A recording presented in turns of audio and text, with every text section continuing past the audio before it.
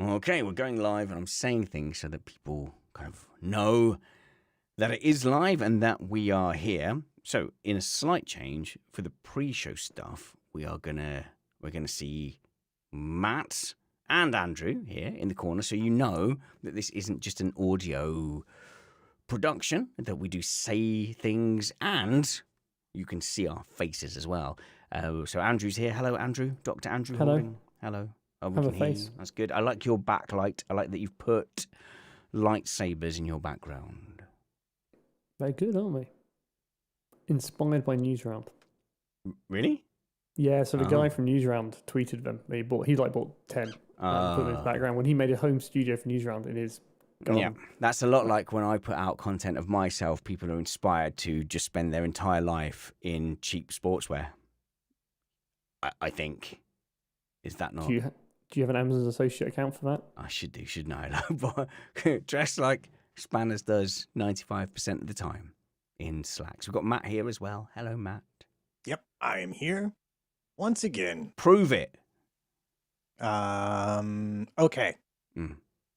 There. How was that? Not bad. Don't say any naughty words like I did on that F1 show that I was invited on yesterday. Yeah, well, it was funny because the listeners won't know this, but pre-show you were having to remind yourself. Yes. We were slightly more friendly, and it reminded me of a story. A friend of mine once dog sat for a friend of his, and in the week or so that he took care of the dog, taught it to do things like eat standing on the dining room table. Why? To run, because he thought it would be funny when his friend got a dog back that expected to do these sorts of things. And I think this is what's happened to you. Oh, right, yes.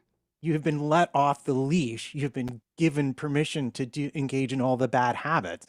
And now you've come back to us and it's a struggle. Yeah, I am very family friendly. I naturally swear loads. Just in my day-to-day life. Like, you've both been in a bar with me, and I swear much like you would expect someone of my life path to do. But when it comes to like a job, and that is the same when it was like engineering job, I don't say F or B. Nuh-uh, not me. No, sir. But it was quite nice to be on a podcast where that's expected. But it's funny, isn't it? With content creation, it is about the contract you have with the audience. So as Spanners, I have a contract with my audience that it's like a kind of PG, maybe 12 rating show. Yeah. Yeah. So the only references I'll make that are sort of lewd will be if you get the reference, you're old enough to get the reference. So on that basis, I can swear in French. Yeah, I mean, do what I do with my kids. I swear exclusively in Filipino in my house. So, like, and apologies to any Filipino children listening, but if my kids are naughty, I might just say, like, "Buray mo masimot ka puta," or like, express my frustration that way. And if they copy me, it doesn't matter. They won't get told off. See, I just taught my kids that swearing's fine, but if you do it to your teachers, you're going to get told off so hard. Yeah. I won't defend you. I would just say, I know where they learned it. Yep. Yeah. Yeah. I was going to say, we always relied on discretion with the girl as well. Yeah. Just like, these words and when saying them will get you in trouble. So that's on you. Yeah. I have said like, this is all pre-show stuff. This is for anyone who's joining us on the live stream. But I do try and put it with context with the kids, because there's no way that I'm going to get through my parenting experience with them without swearing. So that there's almost no point trying to. And when I do, they go, "Dad, come on, that wasn't needed." And I go, "Okay, yeah, you're right. That wasn't needed." I don't expect it. Yeah, I guess fair enough. Yeah. All right. Let's do the show. We can do the show. Let's do the show. That's a great idea. Let's do that. Quiet in the cheap seats. Andrew and Matt, that's your seats. They're the cheap seats. As someone said to me on a previous podcast, Matt, you'll appreciate this. Yeah. Someone said to me, they went, "Oh yeah, you might not agree with it, but I'm in the big chair and you have to do what I say." Yep. No, I was laughing there because I could hear a shouted profanity from the other room from my daughter's friend. Serious? Serious. That's really funny. All right, let's do Doomscrolling. Which one's Doomscrolling? This isn't pretend race cars, is it? This is it's the other one. Am I on the right? Fuck it. Am I on the right? Oh, I nearly swore on my stream. See, Matt, that's the. I told you. Just like my friend taking care of that dog. And you're just one trip to that other podcast and they ruined you. Let's do it. Hi, everyone, and welcome to Doomscrolling. I do love that theme tune. This is the confessional, where we share the things that have kept us glued to our phone in a state of inescapable curiosity and anger, but it's also a chance to catch up with my podcasting and radio friends to find out what's happening in their world too. Music by Liam Taylor at LT Guitarist on Twitter. I'm your host, Richard Spanners Ready, and I'm joined by Matt Trumpets. Hello, Matt. Hey there, Spanners. How is your world this week? Don't you ask me that. You know my world's terrible. Do you know what? I'm inexplicably angry. Like, I think a couple of weeks ago I said to you, I'm grumpy. And I think grumpy's different. This week, I have been angry all week. And I can't quite figure out why, but I think it has something to do with internet. Might be internet. That would be reasonable. I would, the internet can definitely make you feel that way. But it also might be something to do like with our house. Because when I said to my wife, I said, I'm angry for no reason. And she just turned to me and she went, I'm angry for no reason, but we're not angry at each other. I think we might just be angry at being 41. I don't know. Well, that's entirely understandable. See, if you'd asked me how I was doing, I would tell you my back is hurting again. Is it? Okay, let me try again. Matt, how are you doing? My back is hurting. Oh, that is unexpected information. Yeah, I know. And you want to know why? No, well, I mean, I'm assuming because you're like 55, but I think I was putting on a sock. Oh, dude, don't. And it's not that my back is. It's not that I'm on the floor. I can't move.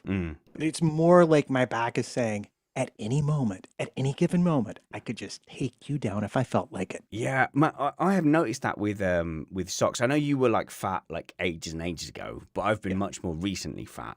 And I know that like gaining gut weight, legitimately you think, oh, I'll just throw a sock on. But like lifting your foot to where your hand is, the maths and the geometry changes. It does. And in this case, it's probably just like one limb was pointed one way and I leaned slightly the other way and the back said, hey, got you now. So I'm actually doing better with sock putting on since I lost weight and I've been getting a little bit fitter, but there was definitely a stage where sock putting on was exclusively a sitting down task. And then there came a point where sock putting on involved like putting my foot on my knee and I'm like, oh, that's a good sock putting on position. Happy to report I am back to just casually putting a sock on. I'm glad. Your progress inspires me. Good. We're also joined by Dr. Andrew Holding. Hello, Andrew. Hello. How do you find putting socks on? Oh, tough. No, generally fine. And then, Matt says, your body goes, nope. Yeah. I'm not going to let you do it. And you know when your back's going to spasm, you're like, if I move, this will hurt. Yeah. How old are you? That's No, come on, don't be shy.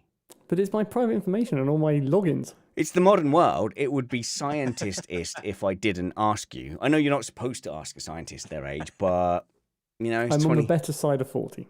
Oh, okay, so you're like 38. Maybe. You're like exactly 38. Wait, you mean our side isn't the better side? Yeah, how dare you? Someone has been lying to me. I didn't pick which side was better. That was on Spanners. So this week we're going to talk a little bit of science. We're going to talk some reflexology. We're also going to talk about some multi-level marketing schemes. And because Dr. Andrew Holding is here and he is a biologist and you cure cancer for a living. That's your job, and you also know stuff about COVID. So we'll ask you about some COVID news as well. But I've got a couple of things to get off my chest, which I hope you'll help me with. I want to talk about playground dynamics because I'm watching my 9-year-old and my 11-year-old in middle school dealing with varying levels of their place, within the society of their year group and their middle school, and where they are. Are they cool? Are they popular? Are they successful? So I'll start off by asking my panel where they were in the school echelon. Dr. Andrew Holding. I was the coolest kid in the school. The thing is, no, because your job is to cure cancer, so there's absolutely no way that you were cool in school. It's just, I would not accept it. No, you do meet scientists who were annoyingly cool at school, but no, because you kind of hinted at this beforehand. I was trying to work out. I don't think, I know I wasn't a cool kid. Okay, let's not even pretend that. But I don't. I know I got bullied, but I don't think I got any less or more bullied, particularly than a lot of the people who were doing the bullying as well. If that makes sense. Oh, so they were being bullied I think from other everyone places. was a joke to everyone. Yeah, so you could just put it that way and just go, well, Britain in the 80s, everyone was sort of horrible, but within the school environment, yes, the bullies might have been being bullied at home, but did you find that, were you in the cool gang? I remember secondary more. We had a group of people who certainly were not thought of as the cool gang because we weren't the people out there trying to be in whatever local football team people were obsessed about being in at the time. I can't remember. Probably Manchester United. That was very local to Croydon. And yes. We didn't do that. And we played computer games, which wasn't cool, but we did our own thing. There was enough space. Once in a while, you get someone being a jerk, but yeah, and you can exist in your own space. Matt, you were a musician, so I'm gonna assume kind of full nerd at high school. No, I lived a weird existence because, so first of all, at my school, this is at my high school. My elementary school is a different story because our elementary school went all the way up to age 12, grade 7 okay. for us. Yeah, that's like our primary school, yeah. And then in 8th grade, when you were 13, it went all the way to senior. So I had no middle school. No, me neither. My kids do have a middle school, but yeah. Yeah. So in high school, yes, being a part of the band, so that was like sort of, in a sense, my social group. But I also played sports all 5 years. See, that helps. Including, helps, yeah. See, so I did sport. You did sport as well, soccer. Andrew? Yeah, okay. But I did the wrong sport. Rugby. What did you choose? Water polo? Fencing. That's not, no, that doesn't count. You can't say I did fencing and therefore I was part of the sports crowd. No, you're like people who had a horse. No. I mean, it's a lot easier for a school to have fencing kit than it is to have a horse. It's massively more expensive to do fencing over here. I played soccer, and my first year in high school, I wrestled. Ah, okay, that makes sense because you've got long limbs. Yeah, and then I broke my collarbone wrestling, so that was the end of my wrestling career. And then played soccer the rest of it. So I had friends in different places, but also I never really felt like I belonged to any single group, if that makes any sense. Yeah, actually, that's not dissimilar to what I had. I did also have like a finger in a few different pies. The thing where I vary from my kids now is that they are fully friends with the nerdy kids. So like they're nerds. They do nerd things. They have nerd friends, and I will say to them, I'll be like, nerd, and they don't understand why it's an insult. Like that term to them, nerd, just validates them. They're like, yes, thank you. That's amazing, which is great. But also they both do like sports and activities as well. But when I was a kid, I had a finger in every kind of, apart from like the Dungeons and Dragons kids and the full-on gaming kids. I didn't have a foot in that camp. But like you, Matt, I also did sport. Not like you, Andrew, because fencing doesn't count. But like I was like the vice captain of the cricket team. I was captain of the B team at soccer. It was a big school.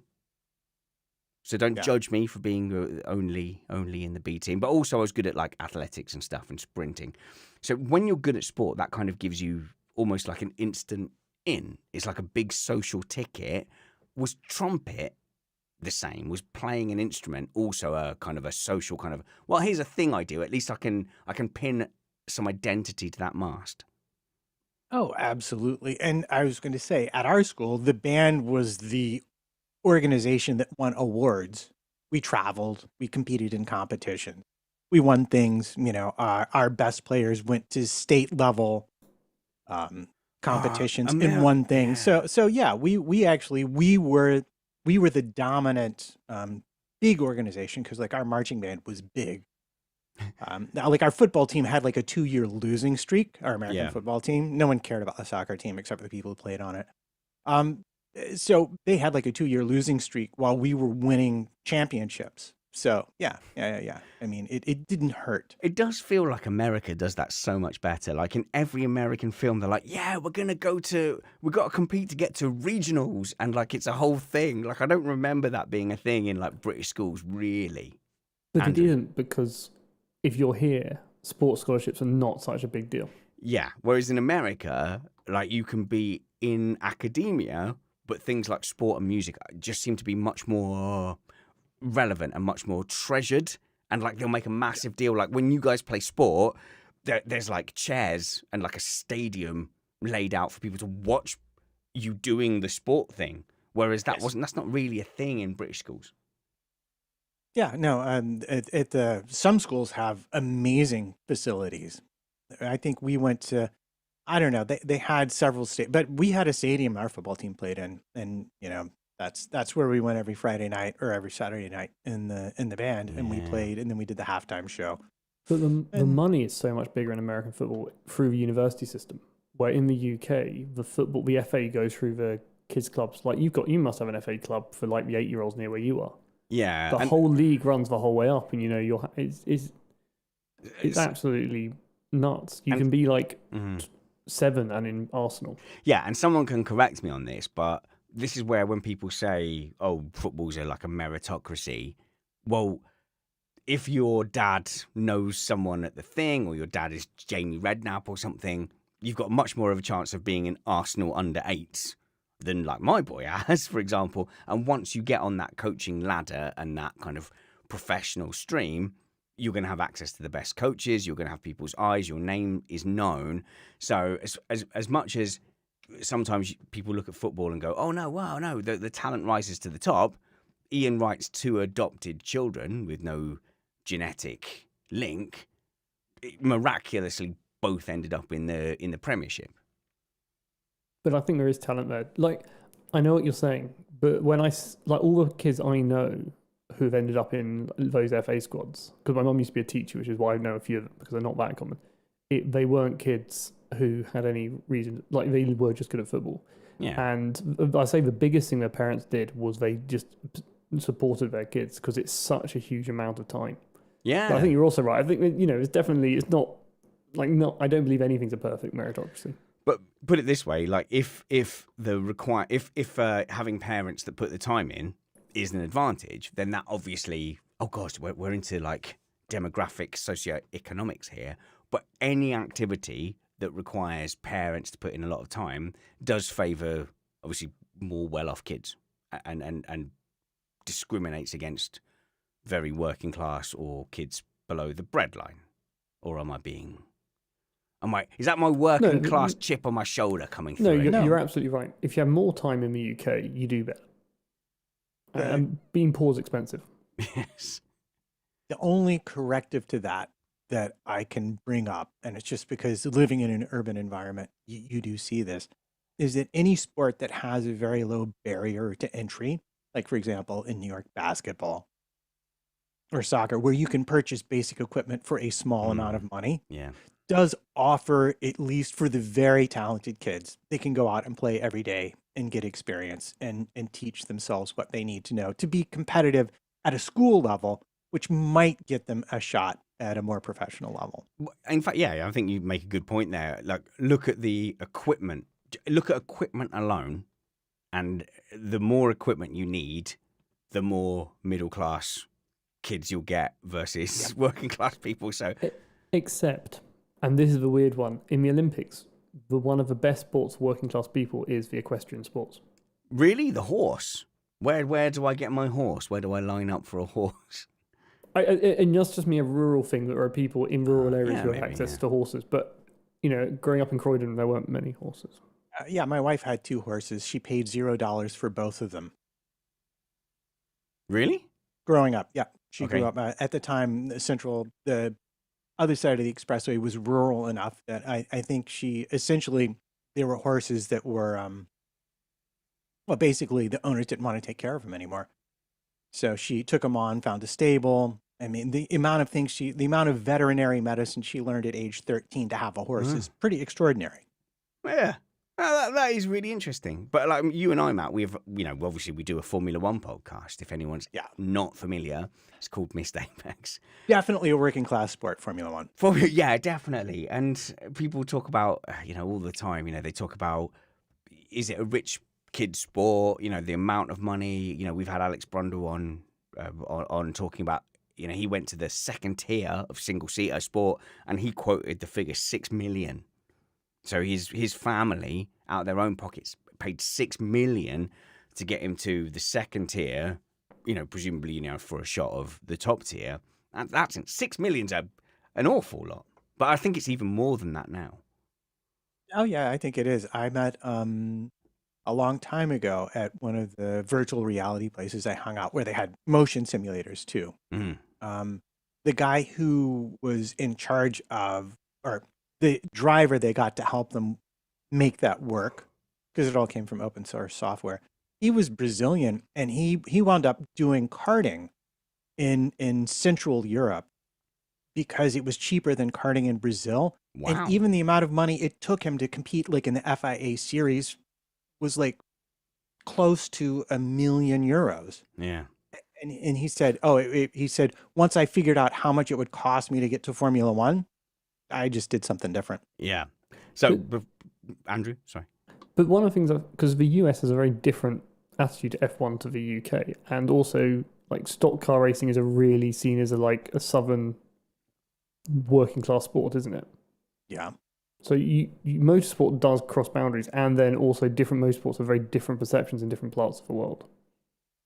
Yeah, but a stock car is inherently cheaper, and the rule set is cheaper. But we have a friend who races. We have several friends who race, but I was always struck by one of them who did one of the cheapest forms of motor racing in the 750 Motor Club, saying that as he moved up into faster cars that were more expensive, he found that the competition was less. Oh, I was going to say, did the quality of the drivers actually go down? That's interesting. I mean, we could apply this to a whole bunch of different sports, but in the sport we love, Formula One and motorsport in general, I've always felt that actually the competition level between the athletes, between the sports people, is actually way less competitive than something like football, which is even what we've been saying. It is still more meritocratic.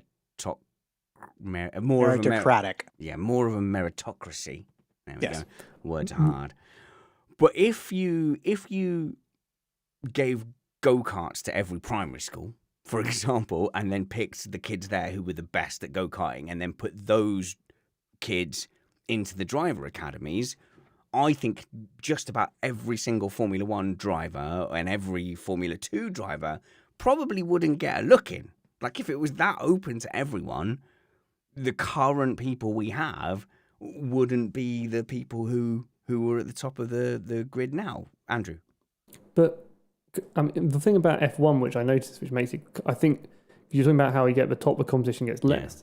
Yeah. F1 is such a physically harsh sport as well. It is. Would you get someone who's great at kart level? Yes. Will they ever hit the fitness level for F1? Because I know full well that, I probably couldn't even get an F1 car to go more than 1 meter before I'd fail on something. I mean, run out of puff. I was saying Formula 3000 car, I'll probably struggle not to stall in 5 seconds. And on the first corner, I'll smash my head into the side of a car, won't I? I think if you took a bunch of kids who are really good at karting and had the kind of basic strength, because go-karts, by the way, if you do like a top-end rental kart, Matt, you know, the ones we do for our events, yeah. I mean, even like the Sodi karts that we do, there are a lot of like middle managers at our events who, after 3 heat races, are like, oh, I don't know if I've got the strength to do the final. I don't know. There's people like literally just go, no, do you know what? I've had a good day. I'm out. I'm done. So it does require strength to do karting. And I think if you picked the best of those kids, obviously once you put them in a program, you would work on your fitness and your strength. Yeah. I'm not sure I agree entirely. What? With it, because I know me disagree with you. Gosh, when has that ever You've happened? misunderstood our relationship. Come on. You know, I'm like I thought I had more of like an emperor status here. Apparently not. No, I think with the very best drivers, and obviously you'd be talking like Hamilton, Verstappen, and maybe 1 or 2 others. I think they would be competitive. I think they would have more competition than they have now. But watching them drive the cars that they drive, I don't see where the extra time is coming from. If you see what I'm saying, I think the top of the food chain is the top of the food chain. The top 1,000th of 1% is the top 1,000th. They're not going to be suddenly the top 10%. I see that point. If you made it worldwide. I see that point, and I want to get it back away from, because we've gone into motorsport as is our one. But, imagine that happening. I honestly think that if we opened it up like in the way I describe. And there's no way to prove it, so I'm not going to like argue the task. But I think personally that the standard would be way above what we're seeing now, and the current drivers are unlikely to have happened to be the drivers from a much more competitive crop that would get to the top. That's just my view. I tell you what we should do. We should argue about this in our Formula One podcast. Yeah, well, it's not an argument that has a satisfactory conclusion because we're looking from different perspectives. Okay. And we're arguing about a hypothetical.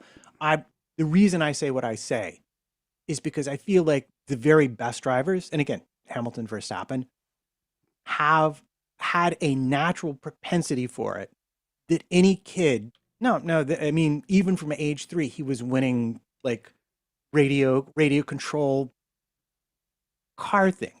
I mean, I think the kids that have that much of a propensity for it are going to be the ones who have the biggest advantage anyway, in terms of talent. Being my starting point is way ahead of yours. All right, I'll prepare some defenses against that. We could spend years talking about this. So the reason I brought up the whole school thing and the whole sport thing and the whole competitive thing was actually because there was a couple of incidents with my kids, and I'm sure you two can relate, having sent children through the school system. Dr. Holding's children are very similar in age to mine. Mine are 9 and 10. I think yours are just a year below, or are they the same? 11 and 9. 11. Oh, same. No, what did I say? So mine are 9 and 11. I don't know why I de-aged my 11-year-old. But on the way home the other day from middle school, there was a couple of oiks on their way home that had some balloons, and they decided to chase my children with balloons and hit them on the head. Now, that doesn't sound very bad, does it? But it was much more threatening than that, and they were trying to grab them off their scooters on the way home. So my little girl kind of ducked under, got hit on the head with a balloon, ducked under, and then was like, this situation is very threatening, and got away. One of the lads grabbed my boy by the neck and pulled him off his scooter. So I pulled him to the ground. A scuffle ensues, and my boy picks up his scooter, the other lad tries to stop him getting back on his scooter.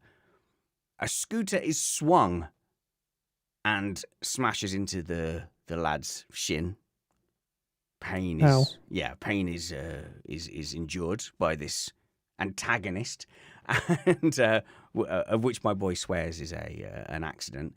And then there's some more threatening language. They are, he's threatened with, it's this kind of, oh, if you fight back, this will be worse for you, etc. Anyway, my boy is a very placid, peaceful, kind little chap, as far as I can tell.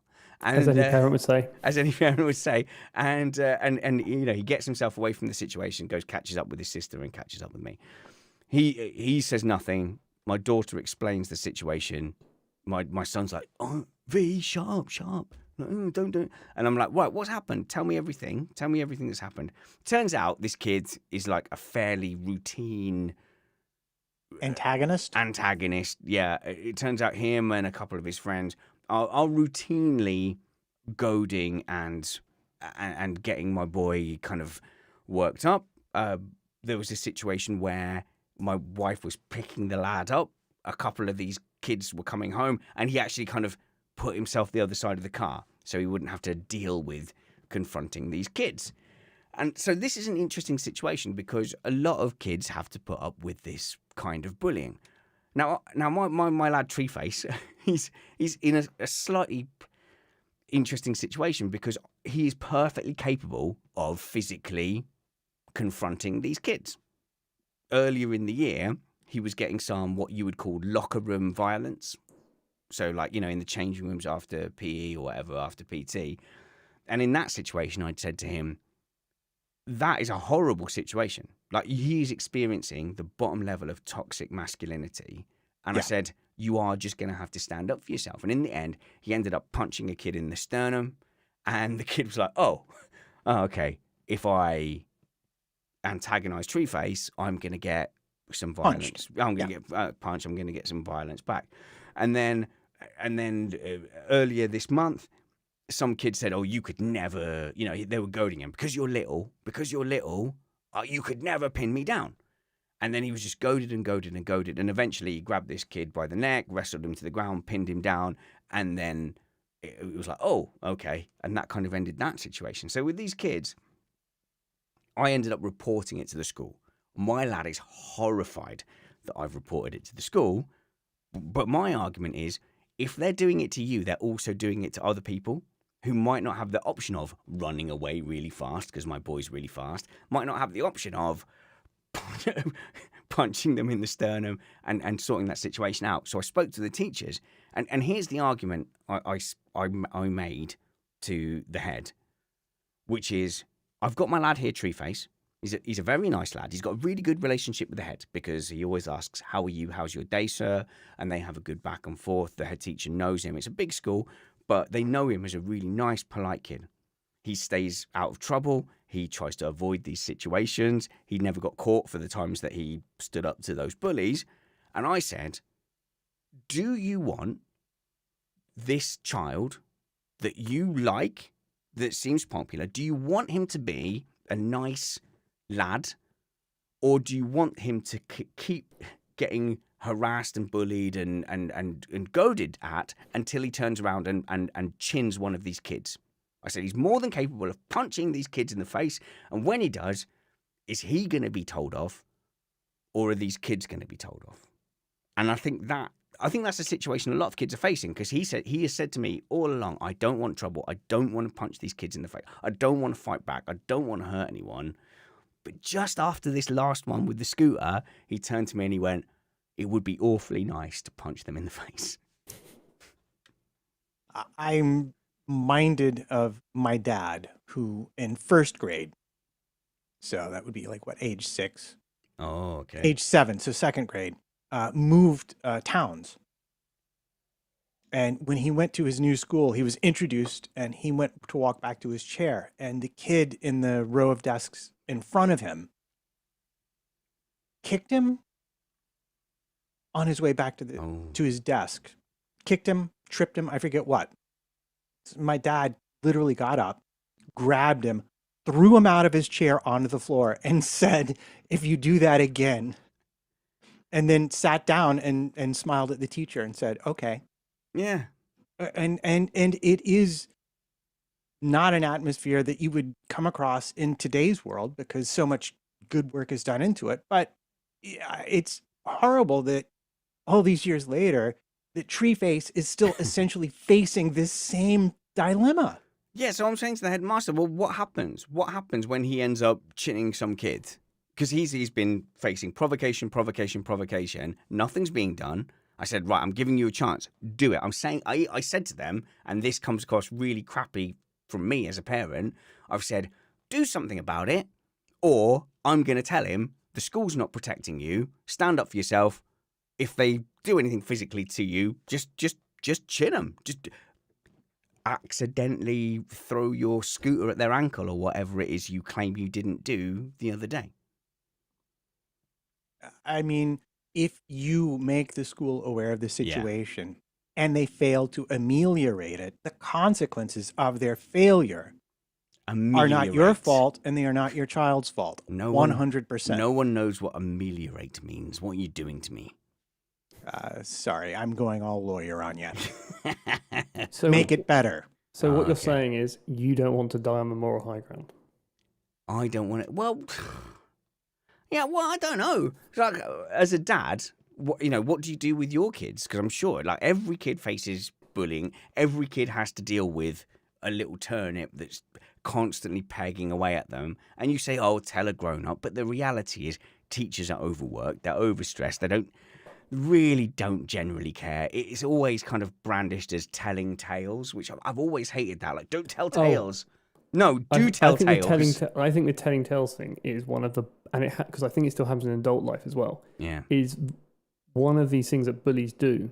Yes. To keep bullying, and in a workplace, they'll absolutely disempower you from using the things that are in place to stop bullies by saying, and that's what kids do. Because I remember it happens in the workplace. When I lashed out at a bully, they immediately went and told on me. Yeah. And the teachers then dragged me in. I got lines, as it was at my school, wrote them out, that bully was out there bullying the next person 5 minutes later. And it's like, they knew the system better than me because they've been learning to navigate it. Yeah, because they've had complaints against them and they know how to do it. What I now know as an adult, had I realised as a kid, if I just said, I'm not doing the lines, that would have escalated and escalated, but it would never, what could they do about it? Yeah. It's interesting that you brought the workplace into it because I think companies bully people, bully employees in a lot of ways. There was a policy at my workplace that you couldn't talk about what wage you were on. And I bet they love that. Yeah. And I fully ignored it. And I would openly, I even would end emails with, by the way, I'm on XXXXK, because I felt like that was a tool that they use to keep people down and hold people down. There's a simple argument against that, which is if they start saying they don't want to reveal salaries, is you point out that is how you cause gender discrimination. That's the only reason there are other reasons, but the first one you go for, just go, you need to be able to show that the women are getting the same salaries as men. How can we combat that if we don't be open about it? I think it's more simple than that as well, is you should just be able to negotiate and go, well, that guy isn't doing the work that I did. That's why they don't want you to share the information. Exactly. Because it gives you power in your negotiation. The other one is job adverts that don't list salary. Just don't apply. So horrible. Unless you're desperate. We would like you to have a master's degree, 5 years of experience, and we start at $7.25 an hour. Wow. The best one is when they say you need 20 years in AI machine learning with Python, and you're like, okay, the fields existed, but the programming language hasn't. Yeah. Actually, whilst we're on jobs and employment, and I know that we've spent more time on the kind of personal side of things than we normally do, instead of going straight into doom scrolling, and I do hate to waste Dr. Andrew Holding's time, but I think I think your social commentary is as valuable as your scientific commentary and your skeptical commentary as well. I think you are a card-carrying skeptic, and one of the biggest kind of con subjects in skepticism is the dreaded multi-level marketing scheme. Firstly, can you just give us, for anyone who doesn't know what MLM is, MLM, multi-level marketing scheme is, explain that for us, and then... It's difficult to say. We've probably all done, when your mate gives you a catalogue of products they sell to you, and then slightly else goes, well, do you want to sell catalogues and sell it to the next person? That's probably an MLM. So the idea is there's somebody at the top who has products which they then get other people to sell, but you end up with this weird, definitely not a pyramid scheme of people selling down higher. And to be honest, the only way you make money is to con other people to be part of the pyramid. And the reason it's definitely not a pyramid scheme is pyramid schemes are illegal. Oh, okay. So So we can't call it one because then we would be implying they're breaking the law, and they're not breaking the law. can you give us some examples of pyramid schemes? Or Or hang on, not pyramid schemes because they're illegal, but multi-level marketing schemes. I bet they've got better lawyers than we have. No, screw it. I'll deal with it. I think Avon's one of them, isn't it? Seems like it to me. Mm-mm. I mean, Dr. Andrew Holding, how dare you? You don't represent our views. I mean, I go through what magazines come from my front door. Okay, we can explore why you think that is a thing, Matt. Well, we watched something, I want to say it was on Netflix, but it might have been on another streaming channel called Lulu Row.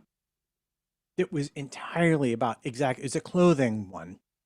It's huge in the United States. It's a documentary. And so if you're not clear on the details, if you can go find it, they lay it out in, well, brutal fashion, exactly how exploitative the entire practice is.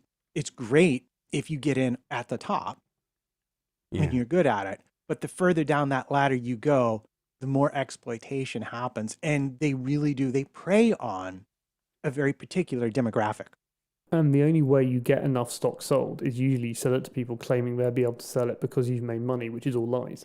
Yeah. So these multi-level marketing schemes, they rely on you being charismatic enough to convince a bunch of your friends that they not only need to buy the product from you, but they need to also start selling the product, which you will supply to them, and then you take your cut. And that generally tends to be... And a thing I really hate is if you don't support them, you're not a good friend. Yeah, so no. People buy the starter kits and then they sit on the shelves because they've been emotionally blackmailed into doing this. So, okay, I hope this doesn't come across as sexist, and I think this is fact, and this is from my personal experience at home. My wife gets targeted on Facebook for multi-level marketing schemes, and I don't. I think the reason is, and I'm not 100% sure, and I haven't got the evidence to back it up, is that women are more likely to be in a situation where they're stay-at-home mums looking to make extra cash because they don't have a full-time job. Yes. So even if that stereotype isn't true, I think the MLMs perceive it to be true, and therefore they target women who want to make money on the side because they're easy money. Yeah, do you know what? I think it's okay to say that is true. I think there are more women at home who are stay-at-home, full-time carers and homemakers than men. You can argue that shouldn't be the case. Yeah. And I think that's true as well. But I think the reality now is that, and there are women at home who perhaps don't feel fulfilled in a kind of breadwinner way when perhaps they used to be before they had kids. And then suddenly what they're offering is an opportunity to be a business person. They always bill it as your own person, financial freedom, taking control. And to be honest, like when I've had stretches of being the main carer at home with the kids, it's wonderful. It's great to spend time with the kids, but you do give up a bit of control when it's your partner who's the one that's out there kind of dictating the direction of your family. So when you offer grasping control back, I mean, I've even seen, we've all been on Facebook and seen people we went to school with being lured into seminars. They do these full seminars where they're in like an auditorium. Yeah, no, they're very glossy magazines. Yeah, they're bad. And the one I love is they show off, so we had a local neighbour who we got along with okay, but got really into this, and then we just had to block them because there was just no.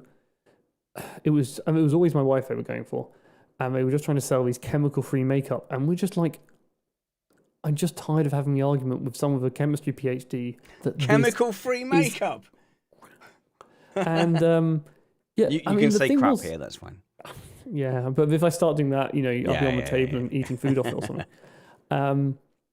And yeah, it's very hard because you are seen as unsupportive and as a dick because you are not supporting this person. Selling, in the case of chemical-free makeup, something that literally says everything you know about medical science is rubbish. Nearly swore there. But it's always struck me that for people who really get into it, it's almost like people who've joined a cult. Very much so. Like they're always charismatic founders They have special retreats. You're expected to go. You're expected to do this, expected to do that. And you're always expected to talk about the glory and honor of whatever product it is you're flogging to your friends and relatives and people you meet on Facebook and whatnot. Yeah. I've been asked, are we talking about Tropic? Might be. I actually can't remember the name of the brand. So this I is spent so much trying to block the. so. Before anyone thinks that I'm like mocking anyone who's fallen for these, can I just quickly tell the story of how I fell for one? So I was newly invited to leave sixth form college, so I must have been 17, and then I had joined a floor laying firm, and then that floor laying firm had gone bust because the director had just snorted all the profits. Profit. Yeah, it was all the profits. Oh, it's such a sad story. I'd love to tell the full story sometime because, like, my friend, who was also like a massive drug addict, he got so defensive about the fact that they hadn't paid me my last month's paycheck that he got drunk on a night out, spotted the building that he'd seen me go into sometimes because, like, I would go to the office to get, like, the job and then go to the warehouse to get the carpets. But he'd seen me go into the building. And so he was like, oh, those guys have stolen from Richie. And so he like smashed every bottom floor window, but we were on the top floor. And it was just like a lawyer. It's like the Big Lebowski when he smashes the car.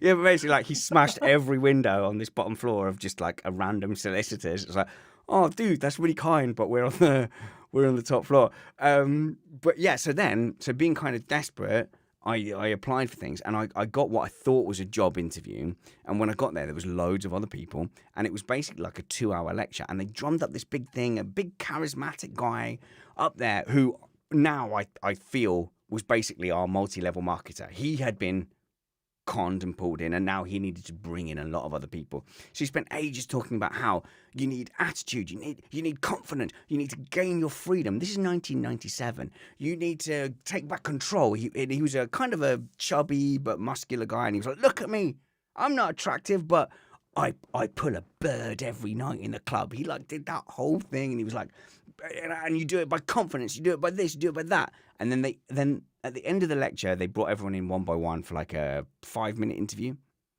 which felt like a job interview. Then they phoned us up and they went, "You got the job, well done, woohoo." And I went, "Wow, that's great, I've got a job." For you, because I was starting to feel like a bit of a loser.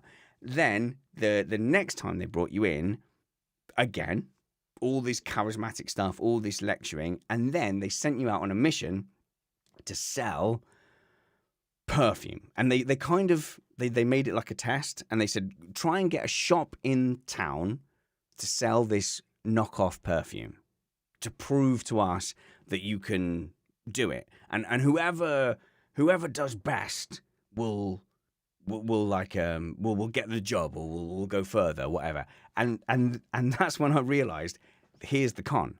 They gave you a load of product, which was basically watered down perfume, sent you off to go and try and sell it, made it a competition, and it was impossible. No shop in town is going to do that. And then I gave up. I literally just went home.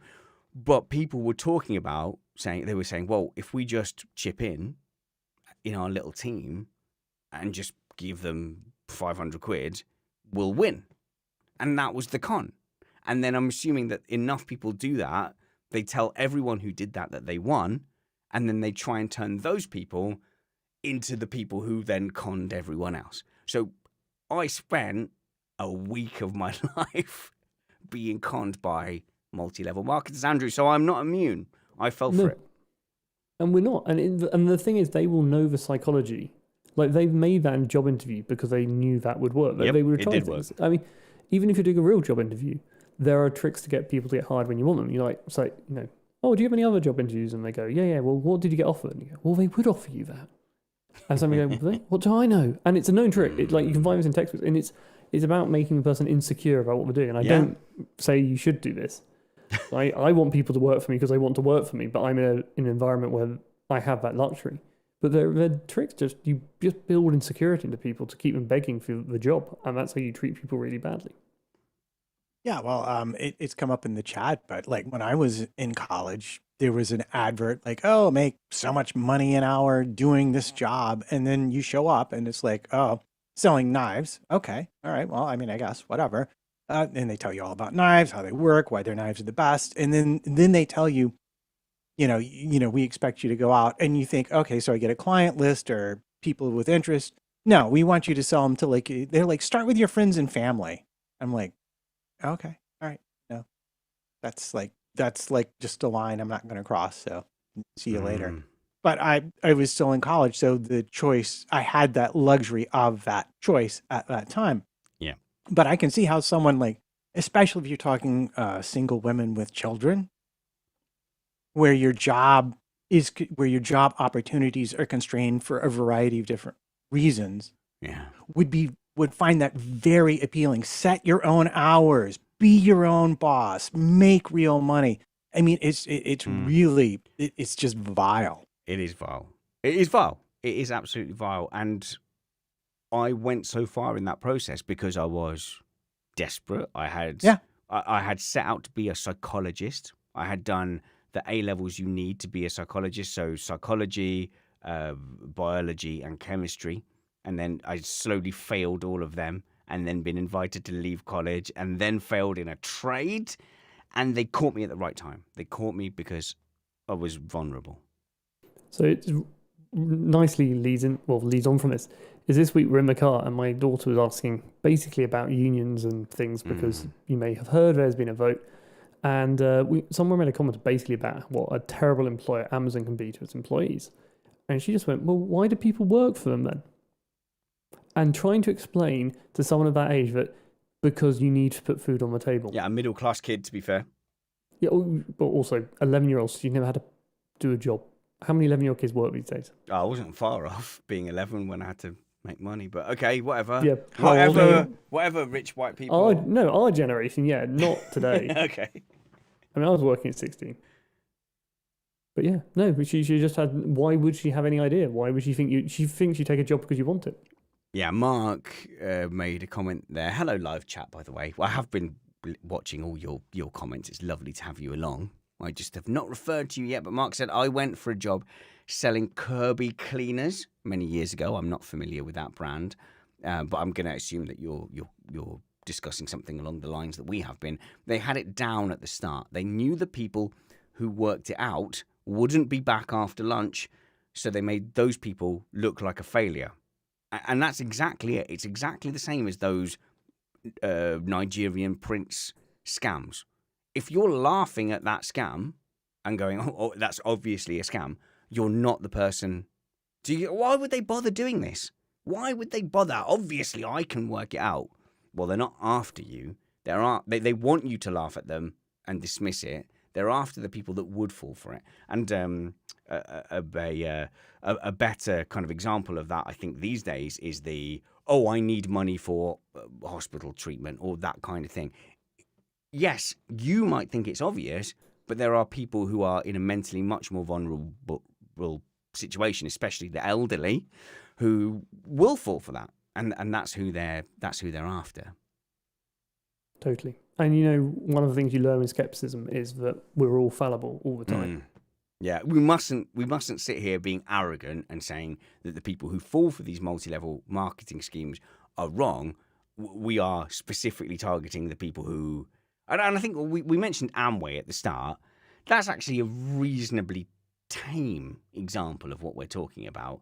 They're saying, right, okay, here's a product, which, I mean, feasibly, that product it's broadly fine. It's Tupperware. It's a real thing. If you want to say, right, okay, do this business selling Tupperware, that's slightly less evil than some of the other examples that we've been talking about. Yeah, I mean, there's Tupperware, there's I think the difference, because then you'd like, well, what's the difference between that and gas stations and car dealerships? And I think the answer is, if it's legit and not multi-level, they limit the amount of people they allow to sell their product. That's right. That's a really, really good point. Why can't you do that with Xboxes? Well, because Microsoft doesn't want you to sell Xboxes. Microsoft makes money because it sells the Xbox. It doesn't need you to be a distributor. It needs Game or John Lewis to be a distributor, or Amazon to be a distributor. It doesn't need Matt Trumpets to sit at home to sell it to his mates. That's true. Guys, well, we haven't got through like even a tiny bit of the topics? notes. Yeah. So why don't we look? I have to say, Andrew, as much as I love rotating the panel on Doomscrolling, you are a very comfortable guest. You're welcome on anytime you want, even if we've got other people on. Please do come and join us. We always have a plan to talk about the Doomscrolling topics. We had about 8 science topics that we wanted to talk to Dr. Holding about. We didn't get to it. I have to let them go because they are about to do a Twitch stream where they solve a mystery on a boat. Is it still that? No, we're now on to learning how to become a pirate in Secret Monkey Island. Yes. Okay, so both of you do this. Without me, I'm not invited, so that's fine. No, I'm not invited at all. That's okay, but go and check it out. I caught myself just being completely... I don't know why I enjoyed it. No, I don't know why I enjoyed it. Me and Nicola were watching it for like 20 minutes. And we're like, we don't know why we're watching this. Like, but you didn't subscribe. You didn't send me your money. But it's impossible to understand or for me to sell why you should check it out. But go to twitch.com/Andrew Holding. There we go. And watch Matt and Andrew hanging out. If you've got nothing else to do, go to twitch.com/Andrew Holding.